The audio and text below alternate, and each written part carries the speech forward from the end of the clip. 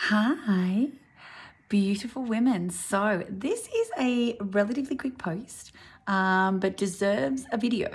And I want to explain why. It's a really powerful concept, and it's something that I spoke with a beautiful friend about the other day, and she helped me clarify some easier ways to explain this kind of situation so that all mamas hear. Because one thing I try to be very conscious of is that as we grow, and I spoke to this in my last video, the three pillars, as we grow, our awareness levels change. And then we see things from a new perspective because we're looking through a different set of glasses. And then sometimes we use language and we speak to things that make sense to us because of where our awareness is, but we miss other people because they might be back sort of where we were or somewhere else anyway. So it was just a really nice conversation, and I was already going to do a video, but I felt like I wanted to bring some of the essence of that in. And so the topic of the video is the power of a thought. Now, sit with that, like the power of a thought. We go through this in our training as well, right? We go into a lot more depth around the science and the absolute energetic force field, the magic, the cosmic energy that is a thought.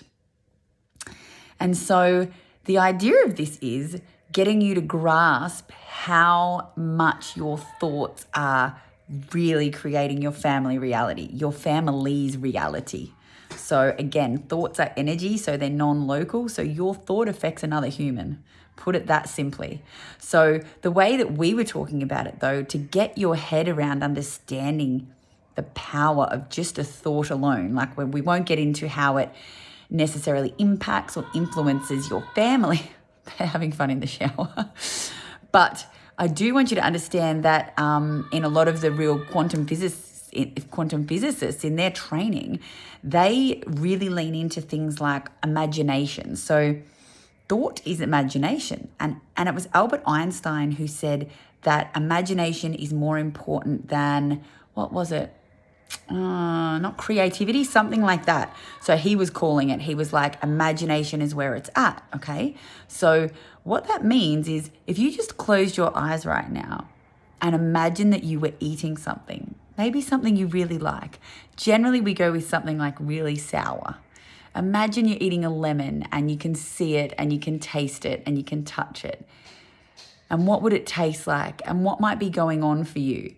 And the more you sit in that and you use your visual and you really practice feeling into that, what begins to happen is you have a physiological response. So you start to salivate and you start to be able to swallow and kind of imagine yourself eating it.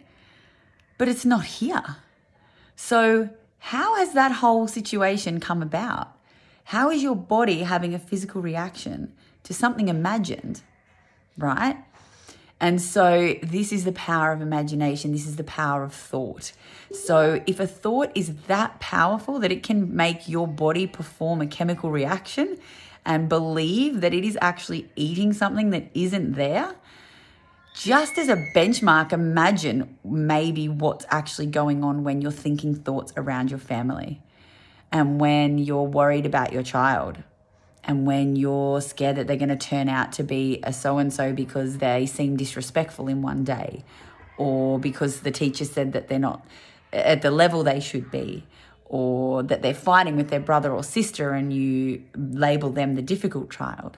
All in here, yeah? Doesn't have to come out of here for it to matter. And so this is just, I really want to get this point across. And as I say, we go into a lot more depth around this and figure out how we manage it, how we cut it all down, how we get it to be where we want it to be in the program. But really important that you understand the power of your thoughts. Your thoughts create your reality and they impact other people much more than you think. And so I think this happens because we can't see it. And really, like most things in life, if we can't see it, taste it, touch it, people think that it's not that important. But I completely disagree after learning the things I have learnt about science, about quantum physics, about the subconscious, about energy. It's actually the opposite. It's the things that we can't see that are the most powerful. So I wanted to open your mind to that today and have a little think, see where that touches you. And maybe there's a part of that you have a question about. Super happy for you to DM me or reach out, or just have a chat to someone else and see what their perspective is on that. But if we want to be the energetic mother and we want to embrace that, we're going to have to get our thoughts in check. And so this was just another little exercise to get you to understand how powerful your thoughts can be. So good luck.